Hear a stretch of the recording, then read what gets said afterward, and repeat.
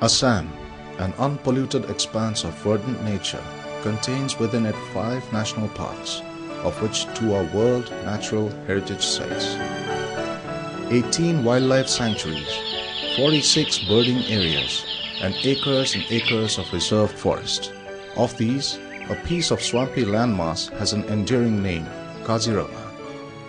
Kaziranga is a remarkable hotspot of biodiversity unlike any other in the world, and is home to birds, animals, and flora.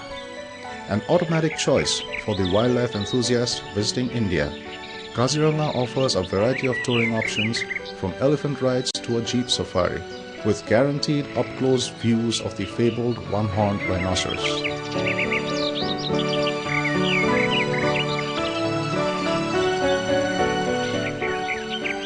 Quite the exhibitionist, these massive grass eaters inhabit the swamps of Kaziranga along with deer, buffaloes, and elephants.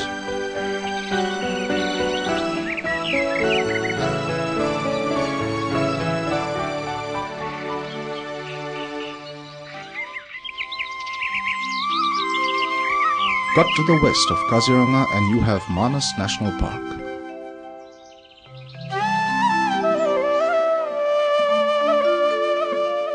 Pristine in its beauty and forming one of the most stunning geographical locations in the world, Manas is filled with playful creatures like a wide variety of golden langurs and gibbons that essentially are herbivorous in their eating habits.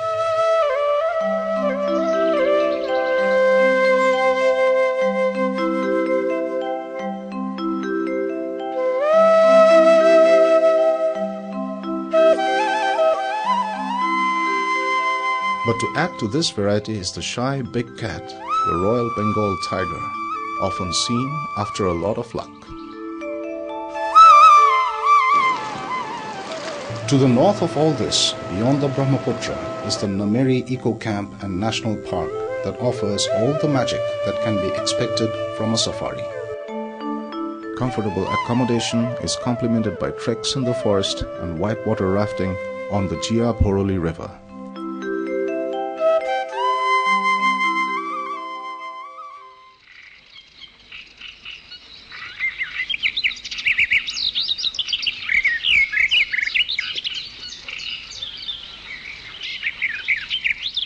The Dibru-Soikhwa National Park in the far east of Assam offers an adorable variety of lush greenery and is home to an assortment of birds and other wildlife. The sanctuary earns its unique status, however, as the only home of the incredible feral horse. Wild studs in their natural habitat makes for a remarkable sight, as does Dibru-Soikhwa, a remarkable touring experience.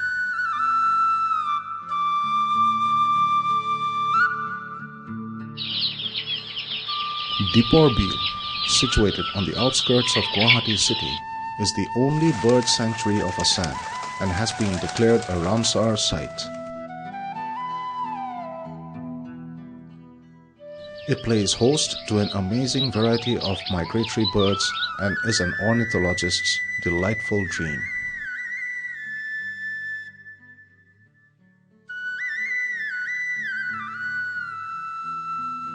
Guwahati city, growing, modern, and rapidly turning cosmopolitan, is the temple city of the Northeast. Religions have flourished here from ages, and the city and its outskirts are dotted with temples owing their origins to India's rich mythology. Kamakhya Temple is one of the holiest of Hindu pilgrimage sites. It has been a tantric destination for ages, and the mother goddess is worshipped in the symbolic form of the yoni, or female genital, which represents creative energy. Vashishta Temple owes its existence as the meditation site of Rishi Vashist. Situated at the confluence of 3 streams, the place offers an ambience of contemplation and self-reflection amidst verdant nature. The Janardhan Temple at Sukleshwar, the Navagraha Temple, the seat of planetary worship. Majuli, the Vaishnavite stronghold, the home of 22 Satras, and the principal seat of Vaishnavite faith, culture, and practice. Majuli stakes its geographical claim as the largest river island in the world. The Satras are Vaishnava monasteries established in the 16th century by the saint and cultural reformer Srimanta Shankardev and his disciples. The Satra hub, Majuli, is situated 340 kilometers east of Guwahati. This erosion-threatened island still has some 22 of the oldest satras, where spiritualism is blended with cultural extravaganza. Due to erosion, many of these satras have shifted base to Assam's mainland. No less enthralling are the mainland satras. Borpeta Satra has remained the seat from where Srimanta Shankardev preached and practiced his faith for a long time. The satras truly define Assam's modern cultural leanings. The Pua Mecca in Hajo and the Dhubri Gurudwara in Dhubri, two of the holiest shrines for Muslims and Sikhs respectively, beautifully manifests the feelings of religious tolerance that has long defined the Assamese character and psyche, making a bold statement of peace to the world.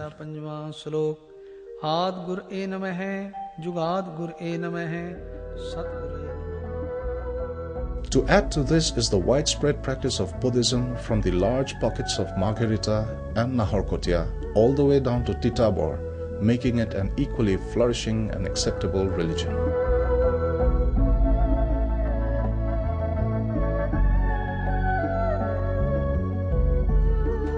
But the one factor that construes as the binding agent of the various Assamese people is its Bihu festival. Three varieties of it, the Bhogali, Rongali and Kati Bihu. The festival is a dogged representation of Assamese identity and its uniqueness. The local flavor of celebration, however, goes way beyond just the Assamese folklore, with a large number of ethnic tribes like Mising, Karbi, Boro, Rabha, Tiwa, Garo, Jaintia having their own distinctive cultural features, facets and forms.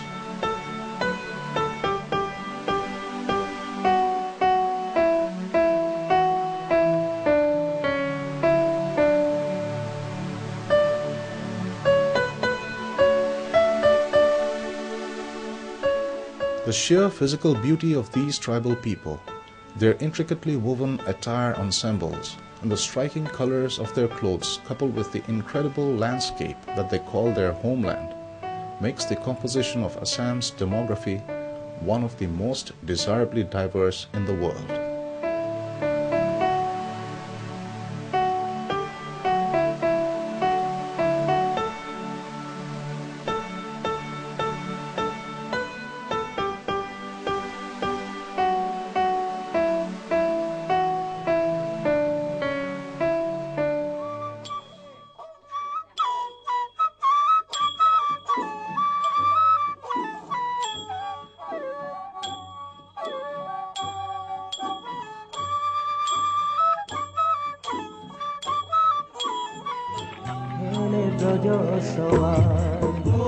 An important festival in Assam is the Holi or Phakwa, the festival of colors. With religious overtones attached to it, Phakwa is celebrated with great fervor every year.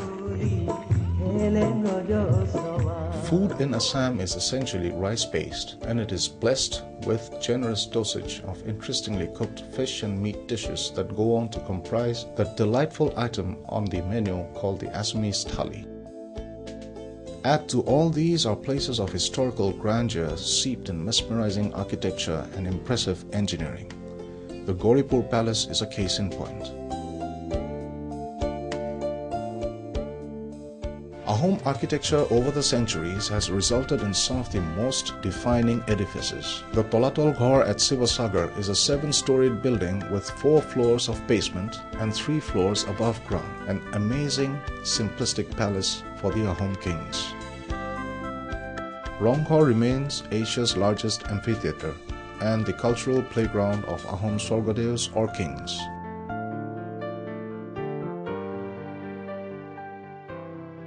The Karenghor in Gorgaon has remained the principal palace and home to the Ahom kings who ruled Assam for 600 years.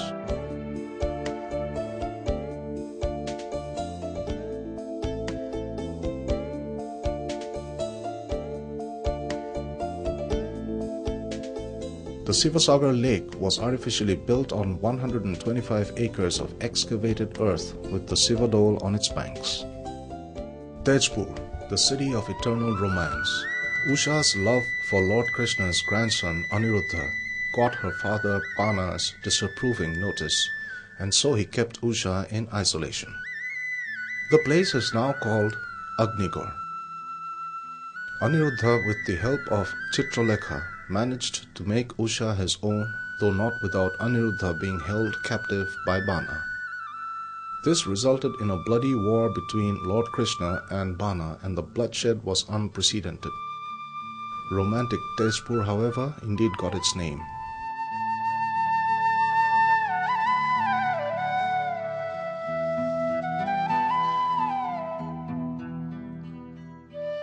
Surja Pahar in Gwalpara is a religious confluence of Jainism, Buddhism and Hinduism, the only such situation in the whole of India.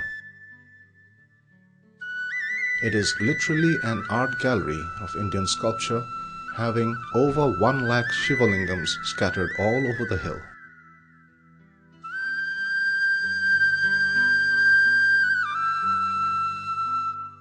40 kilometers from Guwahati, Madan Kamdev is an enigma, a mystery and a marvel reflective of ancient Assam. Griffins, dancing fairies, gods and goddesses in cosmic evolutions, pillars, door frames, six-sided Bhairava, four-headed Shiva, demons, serpents, and men, women and animals in erotic postures. Madan Kamdev is the eastern answer to Khajuraho. Swalkuchi, only 30 kilometers away from Guwahati city, is the largest weaving village in Asia and the hub of Assamese silk, muga, endi and pat.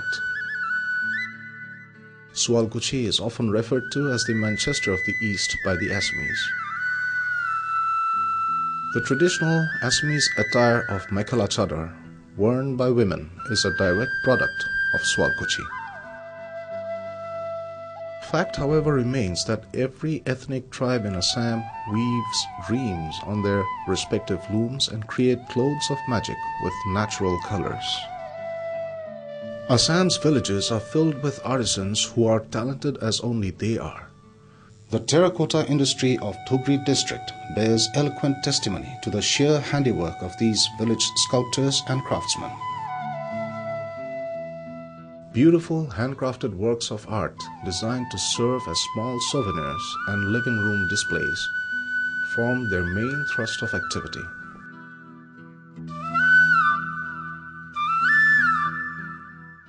Also impressive is the craft work made from kuhila, something that is totally unique to the villages of Assam.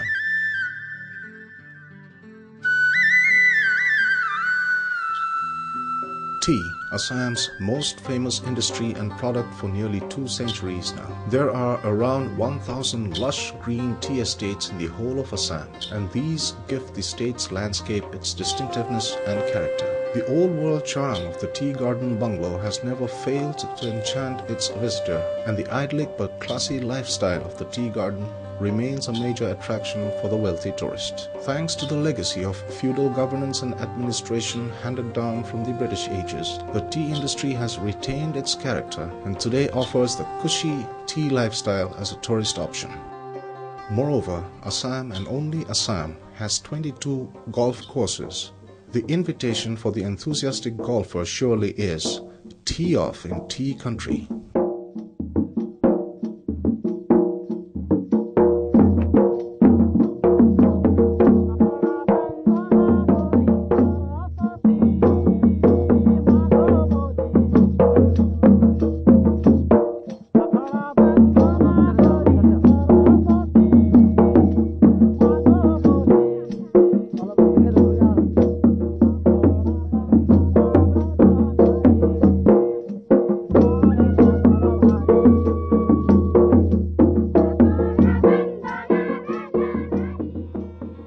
Dimahaso district, formerly NC Hills, is a pristine, picturesque dreamland of undulating hills, valleys, gently flowing streams and waterfalls, where the very breeze that wafts across the paddy fields and bamboo forests is redolent with the fragrance of the land in which man and animal live in perfect harmony with nature.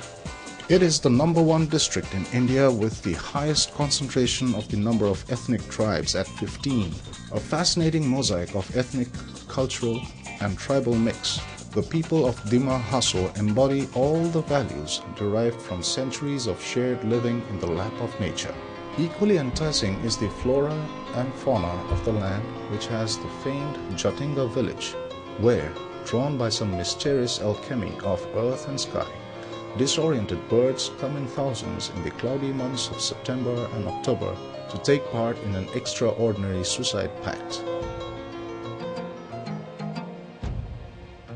The silver sands of the Brahmaputra River at Rukmini Island, Dibrugarh district offers adventure tourism.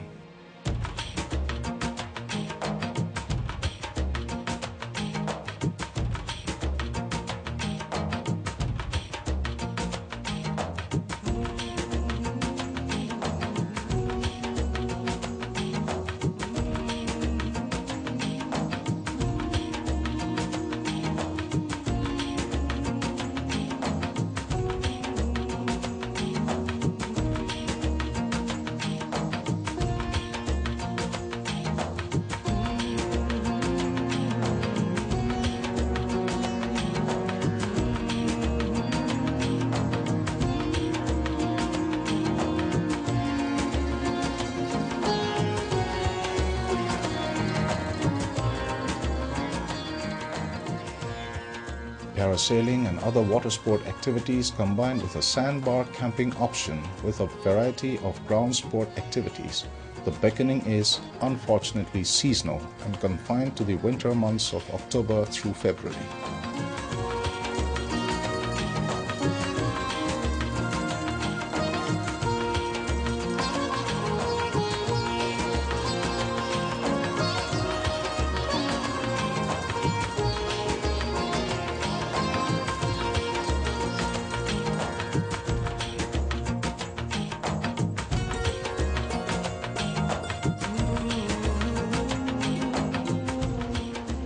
At Mameri, angling and whitewater rafting on the Jia Bhoroli is as enticing an attraction as any similar ones in the world. The crystal clear waters of the river and the lush, serene surrounding offers a natural ambience beyond compare. At Hajo, the temperamental Brahmaputra is annually challenged with a ceremonial boat race. One voyage, myriad hues. A voyage on a luxury cruise liner along the mighty Brahmaputra offers the opportunity to rediscover from a completely different perspective. World-class Al Fresco Grand, a small cruise liner on the river, offers state-of-the-art facilities of accommodation, food and drinks, and live entertainment during its cruises. A night cruise on the liner allows a wonderful view of the modest, brightly lit Guwahati skyline by night. Today, the fact remains that Assam and its main city of Guwahati is fast coming to terms with the potential it has for tourism to flourish as an industry of its own.